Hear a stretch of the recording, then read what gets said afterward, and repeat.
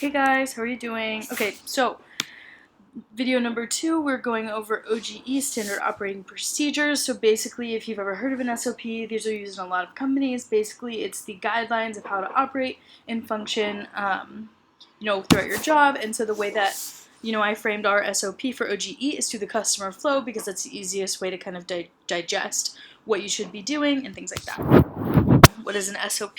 Basically, like I said, a guideline of standard operational tasks that a member should be completing. So this is for you, also a good thing to downschedule your members, and it outlines basic priorities and necessities. It's not just like the only thing that you should be doing, but these are like kind of the bare minimum and like the flow of your job. So first, we're gonna, like I said, it's going by the customer flow. So this is pre-attraction. So before you start the customer flow, kind of the things that you should know and the things that you should be doing. So how do I make sure that my EP is qualified for the opportunity that they're interested in? First, make sure that you have the right profile. So you want to make sure that you know who you're marketing to, and you need to really have a deep understanding of what you're marketing. So when you open up the PowerPoint, we have, if you click, I have some attachable other educational materials. So kind of an applicant guide, how to rock your application as an EP, career plan, just some stuff like that. But you can read through that on your own. It's take me a long time to redo that, and you do not want to hear my voice for that long, I promise. And second, ensure that they're fitting the opportunity that you're marketing for. So the best way to make sure that the people that you're marketing to will fit your profile is to make sure that you're marketing to the right people. So if you heard or if you know, we have a GTCM tool which we use for marketing. You'll learn about that in the marketing academies. It's GTCM stands for goal, target, channel, and message, and it's basically the goal of how many people that you want to attract, and we break that down by applicant, accepted, and to approvals. And then target is who are the people, channel, how are you attracting them, message, what are you saying to attract them. So really doing some deep market understanding and research, which I have a challenge for you at the end of this video, but we will get to that. Another pre-attraction step, how do you choose IR partners? How do you manage the relationship? Basically, you guys can read all this, and also we have IR booklet that you can check out here, but basically, once again, this is GT, but we have an IR booklet for all of our country partners. It's very cool. So we have everything you need to know, a checklist if your EPs will qualify. We have it for all of our partners. And super helpful because it'll help you understand, if I have, maybe you're working with someone like Greece and most of their opportunities are web design, graphic design, digital marketing, but maybe you're gearing to go towards engineers, maybe, Greece isn't the best one to work with. So really analyzing your IR for your market. And also how to maintain the relationship between IR because the closer that you work with your partner, the better that they'll work with you. And when I was LCP, my VP OGV was best friends with the LCVP IGV in Ardkiba, and they did 20 approvals just together because they work so closely together. The guy was like, I'll hold spots for you for as long as you want. So make those partnerships, people. Everyone's, even though they're through a phone, they're people too. But yeah, so basically OG applicant peak. So when can we expect the most applicants? So you really see up in here that we have a huge spike in this March area, and then April, and also a bit in May. So this is when you're going to see a lot. So January, you guys will be starting your terms here. So slowly it builds. But we really want to pull back the application timeline because we want people to be applying sooner so that you guys have more time to process. So attraction, which is marketing. Basically, what are the standard things that I should be doing? Information booth, classroom shouts, Facebook ads, Facebook posts. So this is basically how you do all of that, and all the the logistical details.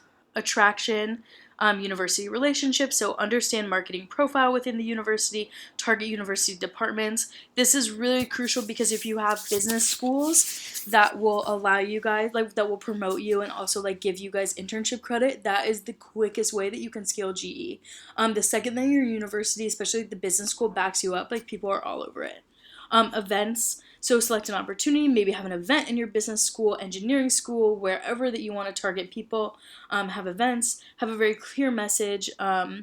even if you do, or even if you have an information session, like make sure you're advertising. If you want, oh, sorry, I forgot to put it here, but I will. But if you want an event to be on the national Facebook page so that you can share it, like as it's like an ISEC thing, you have to do it 2 days prior to the event.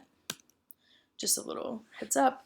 And then attraction, contacting the lead, so contacting the EP within 24 hours of their initial touch point with ISEC, and also your consultancy meeting. So I have information on how to have a great consultancy meeting that I'll share with you guys. How to set EP expectations.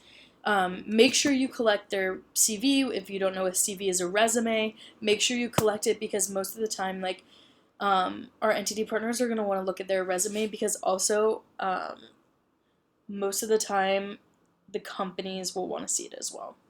But yeah. And attraction, recent graduates. So this is how we attract, this certain kind of people. We have a link for a sample marketing plan on how to sell GE. Yay, fun stuff. So like I said, make sure you click through. You can look at all this fun stuff. And when you do your marketing academies, you'll see like all the fun stuff in there. So this is basically the consideration timeline. So that is the next step. So we have attraction and then consideration in the customer flow. So basically talking about EP management, selection process, accepted to approved, and then on to value delivery, consideration. So the frame of prioritization, expectation settings, consultancies, offline and online. You may have an online consultancy, say your EP is not from your university, so you have to meet with them online, stuff like that. But yeah, this is pretty simple. You can read it. And interview consultancy. Basically, once the EP receives like an invitation for an interview, making sure that you're like consulting them. You guys know best about the opportunities, so making sure they understand everything. You really want them to get accepted, so like making sure they're super informed on like the job description and what things, basically how can you market them the best and help them market themselves. And then like just simple logistical things like EP signing a contract once they're accepted, and then the payment, the LDA, which is the leadership development assessment. They take this on EXPA. They also have to sign an AN, which is an acceptance note, and then getting approved on EP. Or on EXPA. So yeah. And then value delivery. So having like the synergy, and making sure with the outgoing side, EP mapping journey, standards delivery. So making sure these things are happening, like value delivery. You're delivering a OPS, which is an outgoing preparation seminar. This is a requirement, and also international SOS and STEP are also requirements of all of your EPs. They need to fill it out. You guys will go through audits and stuff like that. I'll teach you all about that. But you must have, once your EP is approved, you must get ISOS and STEP. That's a super requirement. So EP journey mapping, so basically like standards delivery timeline, setting expectations with the opportunity manager, and also like setting expectations with the EP based on like what was set with the opportunity manager. So making sure that nobody is, misaligned on what's happening. Outgoing preparation and goal setting, debrief their LDA results, set personal goals, standards delivery and standards survey, set expectations once again, and prepare the EP basically for this experience. In your outgoing preparation seminar, if they have not filled out ISOS and STEP, it must be done at OPS, because that's their last physical touch point. And then usually EPs are going rogue and are like really slow to get it. So like if you do not collect that information before OPS, it's going to be so much, like before or at OPS, it's going to be so much harder. So make sure that international SOS and STEP have been filled out. And then value delivery, once again, crisis management if needed. Follow up with the EP about their experience. Make sure you're in contact with them. If you're sending a lot of people to one place, maybe put them in a group chat. Do group check-ins. Make them be friends.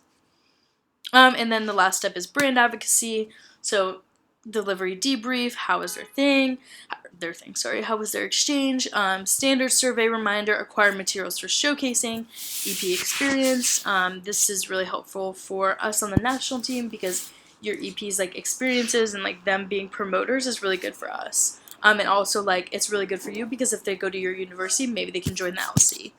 The best like brand advocates and supporters of ISEC are people that have really experienced the product. So those are the kind of people you want to be in your LC. Having them take the standard survey, we want everybody to be a complete.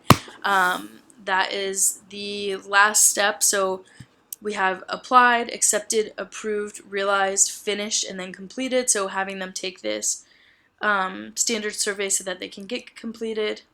And you can open up the PowerPoint. I want you guys to read through all of this because I didn't read you through all of it because that would just be horrible for all of us. And once you open the PowerPoint, read through it, you will see your challenge at the very bottom of the screen. If you have any questions about the challenge, let me know. But that is all. Yay for SOPs.